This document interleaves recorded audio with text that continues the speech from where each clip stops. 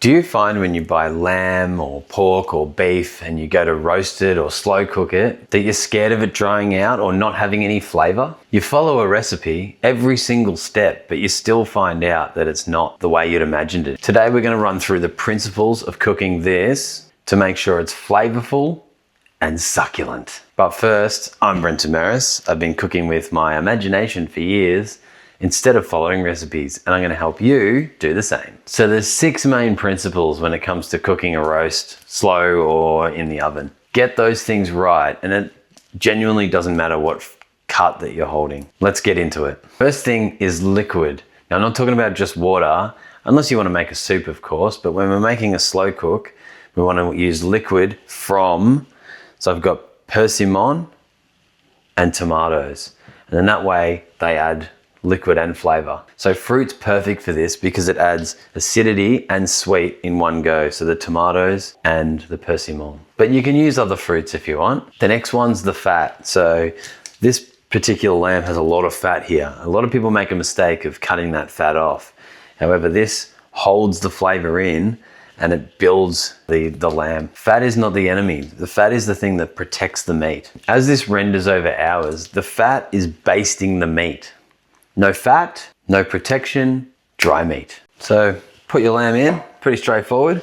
I always put the lamb on the bottom and the tomatoes, persimmon, the lime on top of it, and that way they break down into it. I'm washing my hands. I'm gonna use 2 tomatoes. Doesn't really matter exactly what size the tomato is because it will break down into a sauce. And throw them in. Dun, dun, dun, dun, dun. Obviously, the smaller they are, the quicker they'll break down. The bigger they are, the longer they'll take. Maybe some different sizes, some small, some big. Third is flavor profile. Onion and garlic is the base. Sweet and savory, and they melt into everything into the lamb. The ginger, bit of heat, bit of brightness, and it cuts perfectly through the base of the lamb. Rosemary is actually a great herb to go with lamb. Rosemary takes a long time to break down, so really good for slow cook. I'm also going to use peanuts. Now I've picked peanuts that are not cooked yet. And the reason is because they slowly cook in the slow cooker over hours and they release their flavor. Whereas roasted, so if they're already roasted, they already hold the flavor in, they've already been cooked. And so they just become soggy, whereas this adds the flavor compound to the food. But if you do want to add, say, crunch to them, because they're gonna go soft regardless if you add them at the start, you could add them at the end, then you add your roasted ones. And that's the flavor profile, every ingredient earning its spot. Chuck some onion in.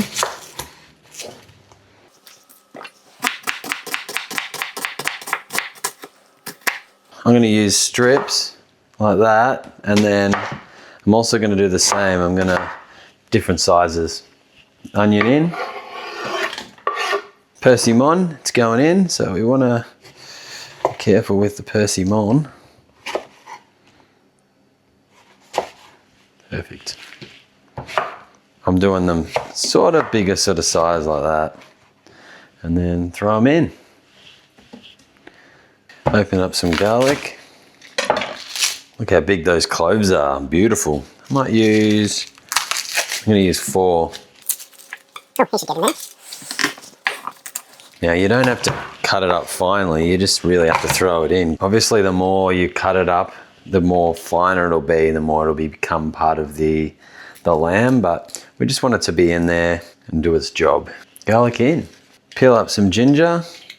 The ginger I want to cut up finely, so that way it's a lot smaller in there and there's no big chunks of ginger. Just chop the ginger up. Like so, and then move it around like this. Chop it up into little bits. Ginger in, nice and fine. In it goes. Now, some lime in. I'm just going to use 1 lime. So we've got this little guy. So he goes in. A little bit of lime just to lime it up. Like so. Next, put the rosemary. Now you can either take them off and put them in, or you can put them in whole. I'm actually gonna just, oh, that didn't work, did it? I'm just gonna strip it and put it in there, try and break them up so that there's little bits that run through it. And you probably want to come back every couple of hours and just stir it through. But it'll, the liquid you'll see will break down. And I'm just going to put some peanuts in as well, as I said. So here we go.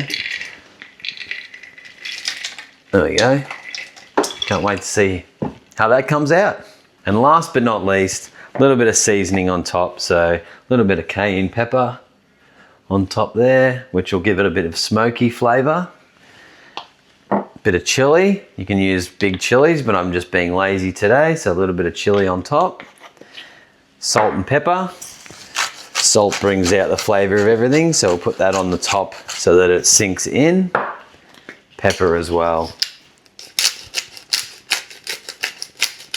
which will sink into the meal. And then coverage. Now coverage is really important because it seals in the flavors. So you imagine there's this with the slow cooker here. It's basically its own little weather system in here. If you're doing this in, say, an oven, you want to try and recreate that same effect. So same ingredients, but cover it in foil. That way you're trapping in the flavor and the moisture, and that way it won't dry out. So different equipment, same principle. Time and temperature. Now this is the most important one, and it's the one that people rush the most. If you cook a lamb shoulder for an hour, it's going to be tough, it's going to be chewy, it's not going to be that great. However, the longer you cook it for, so 4, 5, 6, 7, 8, 9, 10 hours, the longer you cook it for, the better it's going to be in terms of softness, succulent, and it's just going to fall apart if you do it longer than 5 hours. So the low and slow of the 6 hours gently breaks down the meat over time. That's why it's low and slow, versus the very quick and hot way of doing it, which forces it basically. Low and slow isn't a suggestion, it's the whole mechanism. All right, I've set it to 6 hours. I think 6 is the minimum that it should be allocated for. If you've got longer, so 6 hours now will bring me to about 8 o'clock at night. That's perfect for me. But if you've got longer, that's better because obviously it'll cook it slower and lower. Ideally, you could put it at night and have it ready in the morning, and then you wake up to that smell of the lamb and all the flavors, and it'll get you out of bed. 6 is rest. So when we take it out, we want to try and leave it on the bench for maybe about 10 minutes, and then that way it holds the juices in for a bit longer. If you cut it straight away, it all runs straight onto the board. 10 minutes, that's all it takes. All right, 6 hours later and it's done. Come and have a look, come and have a look. Look at that. And you can see, so we didn't actually add any water, but the liquid from all the vegetable, the fruit and the meat has all made it like a soup. All right, because it's been sitting in there for 6 hours, I'm gonna pull it out. It's gonna be very soft. Look at it just pulling apart. So we'll just sit it there to rest. Take the rest out. And we've got ourselves the lamb, and we've also got a soup. So the 6 principles: liquid, fat, flavor, time and temperature, coverage, and rest. 6 principles, no recipe. Lamb today, beef next time, pork after that. It doesn't matter what cut of meat. It's just about thinking through those 6 principles, and you'll know exactly why it's working. The 6 principles are just for cooking the pulled meat, which it could be lamb or beef or pork, but you could use the meat in a pie or in a soup or in a bake, or, use your imagination. If you're liking the content, like and subscribe. Help out the little channels. If you like this video, you're gonna love this one.